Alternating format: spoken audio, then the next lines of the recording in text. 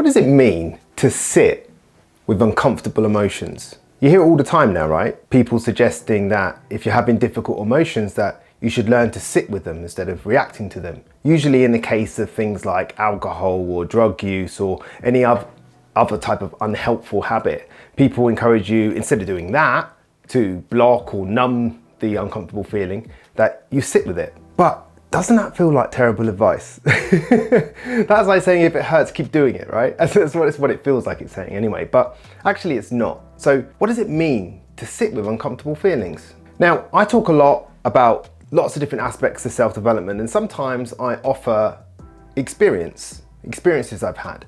And sometimes I offer education that I've gotten from books or from mentors or from seminars. But on this occasion, I am going to offer some experience. I'm going to speak about how I see sitting with an uncomfortable feeling. And the way I see it is, how long can you sit with vulnerability? Can you sit long enough to learn what it's trying to teach you? That's the way I look at it. I look at it as that uncomfortable feeling is a signal trying to tell you something, trying to let you know something. And just like any signal, imagine your fire alarm's going off, and you ignore it, then you're going to find yourself in a fire. That can't be good, right?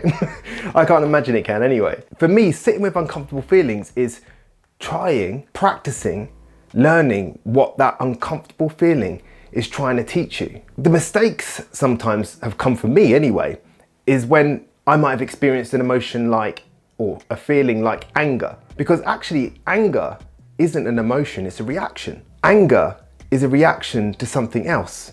So the question in that moment might be, what is it that's making me angry? Well, actually, wait, I'm jealous, I'm embarrassed, I'm disappointed, I feel silenced. And my reaction to that emotion is anger. And that's what it's trying to teach me. What is it that's making me feel jealous? What is it that's making me feel embarrassed? What is it that's making me feel disappointed? What is it that's making me feel silenced? Because getting behind that emotion, all of a sudden, you've got something to work with. You've got a route to move forward. Just being angry is being angry. What do you do about that? Well, you walk away and you simmer down, or you overreact and create a situation. So actually, what can you do with anger? Not a lot. But what can you do with jealousy? What can you do with feeling embarrassed? What can you do with disappointment? What can you do with feeling silence? Well, there's actions that can come with that. There's things that you may be able to do. There's a route that you can take. There's a feeling, an emotion that you can express that can have some sort of route to moving forward. And sometimes you just got to look at it like, can I return it to sender? Because we've all had people that have passed on their emotions to you. If that happened to me, I'd be angry. If someone spoke to me like that, I'd be angry. Aren't you angry about that? All of a sudden you start getting all up in your anger because you feel like you should be, you know? And as we know, should is someone else's agenda. So can you return it to sender? It's like getting a letter for a tax bill. Whoa, that's not my tax bill, pass it back.